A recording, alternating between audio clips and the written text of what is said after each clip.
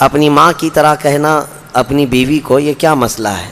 تو وہ بارگاہ رسالت مآب صلی اللہ علیہ وسلم میں روتی ہوئی آئیں، کہا کہ میرے لیے اب کیا حکم ہے بتائیں، میرے شوہر نے مجھے اس طرح سے کہا ہے، یہ جملہ کہا ہے۔ نبی پاک صلی اللہ تعالیٰ علیہ وسلم خاموش تھے۔ اکثر اس وقت ہوتا ایسا کہ اللہ کے حبیب صلی اللہ علیہ وسلم قرآن کے اترنے کا انتظار کرتے ہیں کہ اللہ تعالیٰ کی آیتیں آ جائیں، وحی آ جائے، تاکہ وہ قیامت تک کے لیے لوگوں کے لیے حل ہو جائے۔ تو وہی رب تبارک و تعالیٰ نے آیتیں نازل فرما دی، قد سمع اللہ قول التی تجادلک فی زوجہا وتشتکی الی اللہ۔ اللہ تعالیٰ نے سن لیا اس عورت کی جو آپ سے بحث کر رہی ہے۔ وہ بحث کیا کر رہی تھی؟ صحابیہ بار بار پوچھ رہی تھی کہ میرا مسئلہ بتاؤ، میرا مسئلہ بتاؤ، اور اللہ کی بارگاہ میں وہ شکایت یہ کر رہی تھی کہ اللہ میرا فیصلہ کر دے جلد سے۔ اللہ فرماتا ہے واللہ یسمع تحاورکما، ان دونوں کی جو کنورسیشن ہے شوہر اور بیوی کی، یا پھر یہاں پر نبی پاک صلی اللہ علیہ وسلم کی اور جو صحابیہ تھیں ان کے متعلق قرآن میں اللہ فرماتا ہے کہ اللہ سن رہا ہے جو کچھ بھی وہ بحث ہو رہی ہے۔ اب مسئلہ بیان فرماتا ہے رب تعالیٰ، الذین یظاہرون منکم من نسائہم ما ہن امہاتہم، انہم یعنی جن لوگوں نے زہار کیا اپنی بیویوں سے، زہار اس کو طلاق کی بہن کا نام ہے۔ یہ طلاق میں مرد نے اپنی بیوی کو کہہ دیا کہ آج سے تو مجھ سے آزاد ہے، یا میں نے تجھے طلاق دے دیا، یہ الفاظ ادا کیا تو بیوی اس کے نکاح سے نکل گئی۔ طلاق کی بھی قسمیں ہیں بہت ساری، ایک طلاق دیا تو اس کو رجوع کر سکتا ہے، یعنی واپس لوٹا سکتا ہے، اس کے لیے نکاح وغیرہ کی ضرورت نہیں ہے، اور اگر 3 طلاق دیتا ہے تو وہ مکمل اس کے نکاح سے خارج ہو گئی۔ اب یہاں پر ایک بڑا مسئلہ پھیلا کر رکھا ہے ہمارے ملک میں لوگوں نے، حلالہ شریعت میں ہے ہی نہیں، اس کو ہم حلالہ نہیں کہتے، نکاح جدید۔ عورت کو اگر کسی نے طلاق دیا 3 طلاق، تو پھر اب وہ عورت اس شوہر کی عدت گزارے اور اس کے بعد وہ دوسرا کسی سے بھی نکاح کر لے، نکاح جدید، حلالہ نہیں ہے۔ جیسے نکاح ہوتا ہے اوریجنل نکاح کرے، پھر وہ دونوں لوگ رہنا چاہیں تو رہیں، یا پھر الگ ہونا چاہیں تو الگ ہو جائیں، پھر پہلے والے شوہر کے لیے وہ حلال ہو سکتی ہے۔ لیکن حلال کرنے کے لیے گھمانا کسی کے پاس، یہ شریعت میں ایسا ہے نہیں۔ بات سمجھ رہے ہیں آپ؟ اسی کو کفار و مشرکین آج بہت بڑھ چڑھ کر کے بیان کرتے ہیں کہ حلالے والے لوگ، حلالے والے لوگ۔ حلالہ کیا چیز ہے؟ نکاح جدید ہے، دوسرا نکاح کرے وہ عورت، رہنا چاہے تو اس کے ساتھ رہے۔ اب زہار کیا چیز ہے؟ زہار جو ہے اپنی عورت کو محرم عورتوں سے تشبیہ دینا، مطلب اپنی عورت کو یوں کہہ دینا کہ تو میری ماں کی طرح ہے، میری بہن کی طرح ہے، میری بیٹی کی طرح ہے، میری پھوپھی کی طرح ہے، میری خالہ کی طرح ہے۔ یہ جو محرم عورتیں اس سے پہلے میں گنا چکا ہوں، ان عورتوں میں سے کسی ایک عورت سے اپنی بیوی کو تشبیہ دیا تو عورت اپنے مرد پر حرام ہو گئی، فوراً حرام ہو جائے گی عورت۔ لیکن اس میں نکاح جدید نہیں ہے، دوسرا نکاح کرنا نہیں ہے، بلکہ اس کا کفارہ ہے۔ جس نے اپنی عورت کو یوں کہا اس کے لیے کفارہ کیا ہے؟ رب تعالیٰ فرماتا ہے کہ والذین یظاہرون من نسائہم ثم یعودون لما قالوا فتحریر رقبۃ من قبل ان یتماسا، ایک غلام آزاد کرنا ہوگا چھونے سے پہلے۔ عورت کو چھونا حرام ہے اس کے لیے، اب غلامی کا دور ہے نہیں، تو آگے رب تعالیٰ فرماتا ہے جو غلام آزاد نہیں کر سکتا وہ 60 روزے کنٹینیو رکھے گا، ایک روزہ بھی بیچ میں مس ہوا تو پھر شروع سے رکھے گا۔ فمن لم یجد فصیام شہرین متتابعین، کنٹینیو 60 روزے، اور جس سے یہ بھی نہ ہو سکے پھر وہ 60 مسکینوں کو کھانا کھلائے گا، تب جا کر کے بیوی اس کی حلال ہوگی، اس سے پہلے اس کے لیے بیوی حلال نہیں ہے۔ یہ مسئلہ سخت ہے، اس کو ہمیشہ یاد رکھیں۔ یہی زہار کے مسئلے پہلے ہی صفحے میں اللہ تبارک و تعالیٰ نے بیان فرمائے، اور رب تعالیٰ فرماتا ہے کہ بیویاں تمہاری نہ ماں ہیں نہ ہی تمہارے لیے وہ بہنیں ہیں، اس طرح کے الفاظ کہنے بھی نہیں چاہیے۔ تو یہ زہار کے مسئلے یہ بیان ہو جائیں۔ میں نوجوانوں سے یہی کہتا ہوں کہ طلاق کے مسئلے، زہار کے مسئلے، لعان کے مسئلے، یہ سب مسئلے شادی سے پہلے ہی سیکھ لو تاکہ تم سے ایسی کوئی غلطی نہ ہونے پائے بعد میں۔ اس کے بعد پھر ہم نے سورہ حشر کی تلاوت کی ہے۔ سورہ حشر، اس کی بڑی فضیلت ہے، اس کی آخری آیتیں میرے آقا صلی اللہ تعالیٰ علیہ وسلم نے ارشاد فرمایا، جس نے سورہ حشر کی آخری آیتیں رات کو تلاوت کی، اگر صبح اس کا انتقال ہو گیا تو اس کو شہیدوں میں اٹھایا جائے گا۔ وہ آخری آیتیں هو اللہ الذی لا الہ الا هو عالم الغیب والشہادۃ هو الرحمن الرحیم، یہ آخری آیتیں ہیں۔ اور سورہ حشر میں بھی اللہ تبارک و تعالیٰ نے کئی اہم پیغامات عطا فرمائے ہیں، اور ایک دو آیتیں میں آپ کو بتا دیتا ہوں سورہ ممتحنہ میں جو آئی ہیں۔ اللہ فرماتا ہے لا ینہاکم اللہ عن الذین لم یقاتلوکم فی الدین ولم یخرجوکم ان تبروہم وتقسطوا الیہم۔ یہ آیتیں ان ظالموں کو نہیں نظر آتی۔ اللہ نے فرمایا جن لوگوں نے تم سے لڑائی نہیں کی، قتل و قتال نہیں کیا، اور نہ تم کو تمہارے گھروں سے کبھی نکلنے پر مجبور کیا، تو اللہ تعالیٰ ایسے لوگوں سے تمہیں ملنے جلنے سے منع نہیں کرتا۔ ان کے ساتھ اچھا سلوک کرو، انصاف کے ساتھ رہو۔ جن کے ساتھ تمہاری جنگ نہیں ہوئی، جنہوں نے تمہارے گھروں سے تمہیں نہیں نکالا، ان کے ساتھ اللہ کیا فرماتا ہے؟ مل جل کر کے رہنے میں، ان کے ساتھ اچھائی کا سلوک کرنے میں اللہ منع نہیں فرماتا۔ انما ینہاکم اللہ عن الذین قاتلوکم فی الدین، ہاں اللہ تعالیٰ ان لوگوں سے تمہیں ملنے سے منع کرتا ہے جنہوں نے دین میں تم سے جنگ کیا ہے، وَأَخْرَجُوكُم مِّن دِيَارِكُمْ، اور تم کو تمہارے گھروں سے، تمہارے شہروں سے نکالا ہے، یا پھر تمہارے نکالنے پر دوسروں کی مدد کی ہے۔ ایسے فسادی لوگوں سے اللہ فرماتا ہے تم کوئی موالات، محبت ہرگز نہ رکھنا، اور جو ایسے لوگوں سے محبت رکھتا ہے وہ بڑا ظالم ہے۔ اب آپ سمجھ گئے، جو دشمنان اسلام ہیں، جو مسلمانوں کو قتل کرتے ہیں یا ان کو ان کے گھروں سے نکالتے ہیں، ایسوں سے دوستی کے لیے قرآن اجازت نہیں دیتا۔ ہاں جنہوں نے تمہارے ساتھ قتل و قتال نہیں کیا، نہ ہی تمہارے گھروں سے نکالا، ان کے ساتھ تم اچھا سلوک کرو۔ قرآن میں ہے ان تبروہم، اچھا سلوک کرو، وتقسطوا الیہم، ان کے ساتھ انصاف کا معاملہ کرو، بے شک اللہ تعالیٰ انصاف کرنے والوں کو پسند کرتا ہے۔ یہ دونوں آیتیں ہمیشہ یاد رکھنا چاہیے، ورنہ یہ نکالتے ہیں ایک آیت اور ہر جگہ بیان کرتے ہیں کہ قرآن میں جو ہے کافروں کو مارنے کا حکم ہے، قتل کرنے کا حکم ہے، کافروں سے دوستی نہ کرنے کا حکم ہے۔ یقیناً کون سے کافر؟ قرآن میں اللہ نے فرما دیا جنہوں نے تم سے جنگ کیا ہے، جو تمہارے جان کے دشمن ہیں، تمہارے دین کے دشمن ہیں، اور تم کو تمہارے گھروں سے نکالا یا نکالنے پر مدد کیا۔ یہ تو کامن سی بات ہے، دنیا میں کوئی بھی قوم کیوں ایسوں سے دوستی کرے گی؟ تو میرے عزیزو یہ بات یاد رکھ لیں۔ اور سورہ ممتحنہ کی شروع کی آیتیں جو ہیں اللہ نے فرمایا یا ایھا الذین آمنوا لا تتخذوا عدوی وعدوکم اولیاء، اے ایمان والو میرے دشمنوں کو اور اپنے دشمنوں کو دوست کبھی مت بناؤ۔ تلقون الیہم بالمودۃ وقد کفروا بما جاءکم، تم ان کے لیے محبت پیش کرتے ہو جبکہ وہ اللہ کی نعمت آیتوں کو جھٹلا دیتے ہیں جو کچھ آیا ہے، اور جنہوں نے رسول کی دشمنی کی ہے تم ان سے دوستی بگاڑتے ہو۔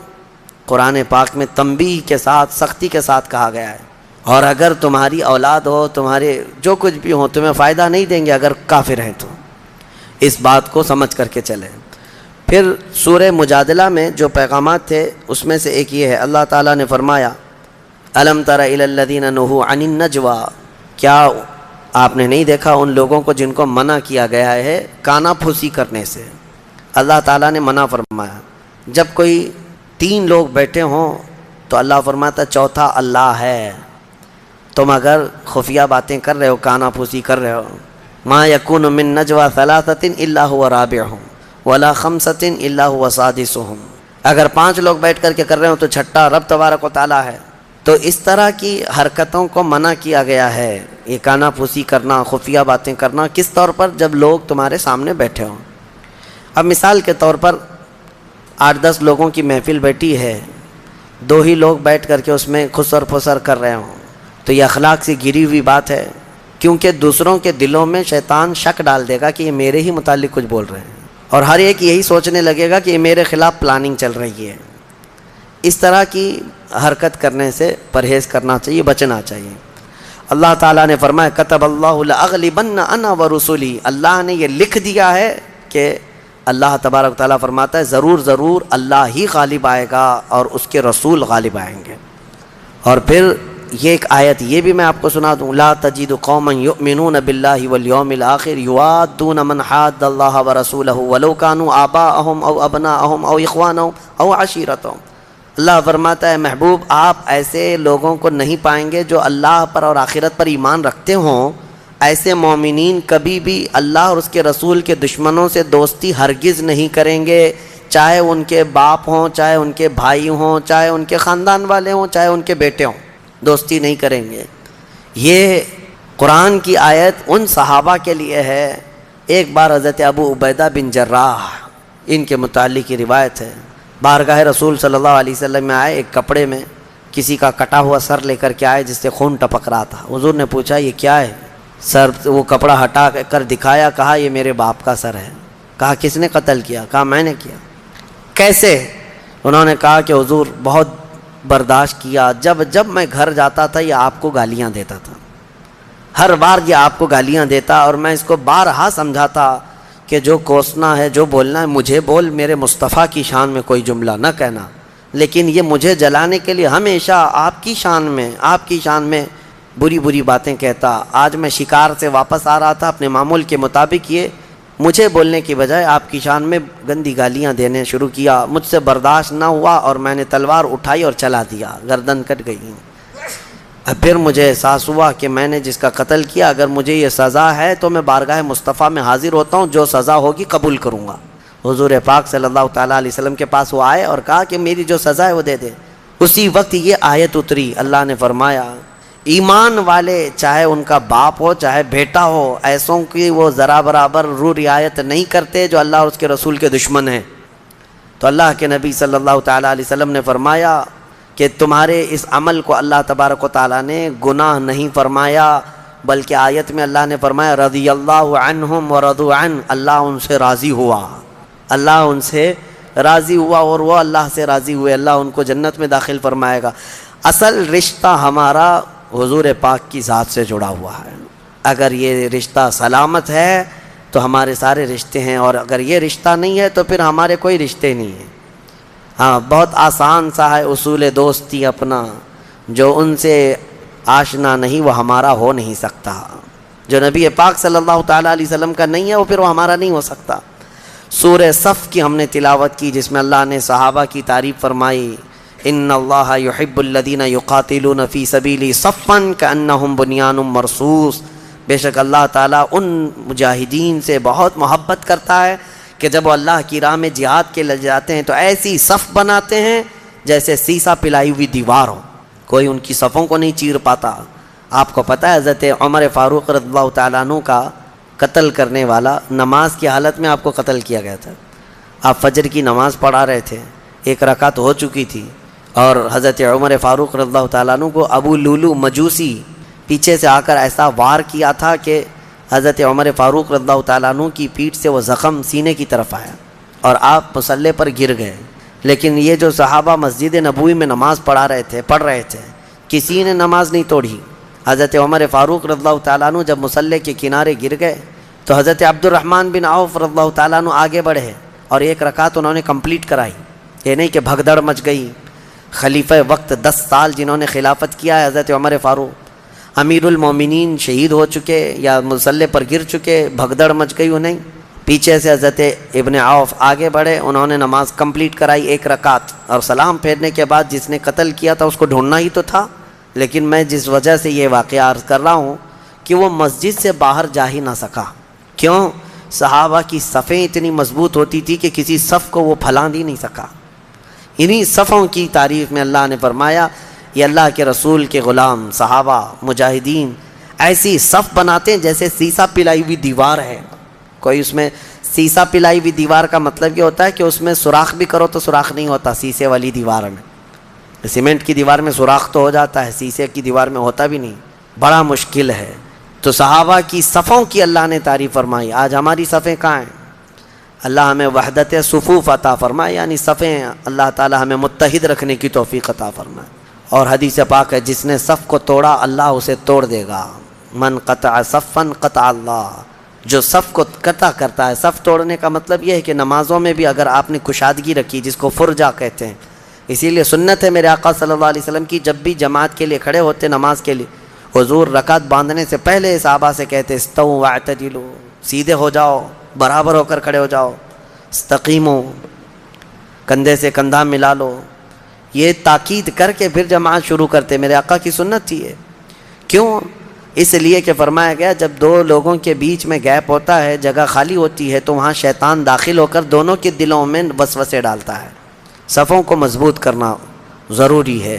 پھر سورہ جمعہ کی ہم نے تلاوت کی ہے۔ سورہ جمعہ میں اللہ تعالیٰ نے یہودیوں کے عالموں کی ایک صفت بیان کی، مثل الذین حملوا التوراۃ ثم لم يحملوها کمثل الحمار يحمل اسفارا۔ یہ تورات کے عالم جو ہیں ان کا حال تو ایسی ہے کہ کتاب تو پوری ان کو یاد رہتی ہے لیکن عمل نہیں کرتے۔ وہ ایسی ہے جیسے گدھے کے اوپر کتابیں رکھی ہوں۔ گدھے کے اوپر بہت ساری کتابیں رکھ دی ہو تو گدھا علامہ نہیں بن جاتا، گدھا مولانا نہیں بن جاتا۔ گدھے کے اوپر بخاری شریف رکھ دو، مسلم شریف رکھ دو، ترمذی شریف رکھ دو، کیا بڑا مولانا بن جائے گا گدھا؟ بس یہ ہے کہ وہ کتابیں اٹھایا ہوا ہے۔ ایسے کتابیں اٹھائے ہوئے بہت سارے وہ لوگ ہیں جو بے عمل لوگ ہیں، یعنی کتابیں پڑھ تو لیے ان لوگوں نے، بہت ساری چیزیں یاد تو کر لیا لیکن عملی طور پر نہیں آ سکے۔ ان کے متعلق قرآن پاک میں یہ آیت آئی ہے۔ اور اس کے بعد رب تعالیٰ فرماتا ہے یہودیوں کی صفت یہ ہے کہ یہ کہتے ہیں کہ ہم اللہ کے بہت پیارے ہیں۔ اللہ فرماتا ہے یا ان زعمتم انکم اولیاء للہ من دون الناس، محبوب آپ ان سے کہہ دیں اگر یہی اللہ کے پیارے ہیں، محبوب ہیں لوگوں کے علاوہ۔ آج بھی ان کا عقیدہ یہی ہے کہ نحن شعب اللہ المختار، یہ کہتے ہیں پوری کائنات میں اللہ کی چنی ہوئی جماعت ہم ہیں، یہودی چنی ہوئی جماعت ہیں، یہ منتخب ہیں۔ تو اللہ تعالیٰ نے ان کو چیلنج کے طور پر کیا فرمایا، اگر یہ اللہ کے پیارے ہیں جیسا کہ ان کا گمان ہے تو محبوب آپ ان سے کہہ دیں موت کی تمنا کریں اللہ سے ملنے کے لیے، فتمنوا الموت ان کنتم صادقین، اگر سچے ہو تو موت کی تمنا کرو۔ کیونکہ اللہ نے ایسی چیز کا ان کو چیلنج دیا جو یہودی چاہتے ہی نہیں، یہودی مرنا ہی نہیں چاہتے۔ ان کے ہاں سلام بھی کرتے ہیں تو 1000 سال، یہ کہتے ہیں بھائی تم 1000 سال جیو، وہ اس کو بولتا ہے تو بھی 1000 سال جیے۔ اور قرآن میں ہے اگر اللہ ان کو 1000 سال کی عمر بھی دے دے، لو یعمر 1000 سنۃ، اگر ان کو 1000 سال کی بھی عمر دے دی جائے تو بھی ان کا پیٹ نہیں بھرتا، یہ اور جینا چاہتے ہیں۔ آج یہ پوری ایڑی چوٹی کا زور لگا کر کے بیٹھے ہیں کہ کسی طرح سے ہم موت پر کنٹرول حاصل کر لیں، موت ہمارے ہاتھ میں آ جائے، پھر جو ہے دوسروں کو مارتے رہیں گے اور ہم زندہ ہی رہ جائیں گے۔ یہ جینے کے بہت بڑے حریص ہیں اور اللہ نے ان کو چیلنج کے طور پر فرمایا اگر تم کہتے ہو کہ اللہ کے سچے دوست تم ہی ہو تو موت کی تمنا کرو۔ قرآن میں خود رب تعالیٰ نے جواب دیا وَلَن يَتَمَنَّوْهُ أَبَدًا وَلَا يَتَمَنَّوْنَهُ أَبَدًا بِمَا قَدَّمَتْ أَيْدِيهِمْ، اے محبوب یہ ہرگز تمنا نہیں کریں گے موت کی، پوچھ کے دیکھ لیں ان کو، کیونکہ ان کی کرتوت ایسی ہیں کہ یہ مرنا ہی نہیں چاہتے۔ واللہ علیم بالظالمین، اللہ فرماتا ہے اللہ ظلم کرنے والوں کو جانتا ہے۔ لیکن میرے عزیزو، امت محمدیہ کے جو مومنین ہیں یہ موت سے ڈرتے نہیں، بلکہ ہمارا ایک لقب ہے زمانے میں کفن بردوش۔ کفن بردوش کا مطلب ہے کہ یہ اپنے کندھے پر کفن لے کر چلنے والی قوم ہے، اسے موت سے خوف نہیں ہے۔ اسی کو تو اقبال نے کہا تھا کہ انگریز پورے مسلمانوں کو دیکھ کر کے ایک بات کہتے تھے، یہ فاقہ کش موت سے ڈرتا نہیں ذرا، روح محمدی اس کے بدن سے نکال دو۔ انگریز یہ کہتے تھے روح محمدی اس کے بدن میں ہے اور یہ مرنے سے ڈرتا ہی نہیں ہے۔ ہمیں موت سے ڈر اس لیے نہیں ہے کہ حقیقت میں ہم اللہ اس کے رسول سے محبت کرتے ہیں اور یقین ہے ہمیں کہ ہم جائیں گے قبر میں تو تنہا نہیں، میرے مصطفیٰ کا دیدار ہوگا انشاءاللہ، نبی پاک صلی اللہ تعالیٰ علیہ وسلم کو دیکھنے کے لیے جا رہے ہیں۔ اسی لیے شاعر نے کہا ہے شب گور بھی اسی گل سے ملاقات کی رات، یعنی یہ قبر کی جو رات ہے اسی گل سے ملنے کے لیے، اسی پھول سے ملنے کے لیے ہی تو جا رہے ہیں، اسی لیے سج کر سنور کر کے جاتے ہیں۔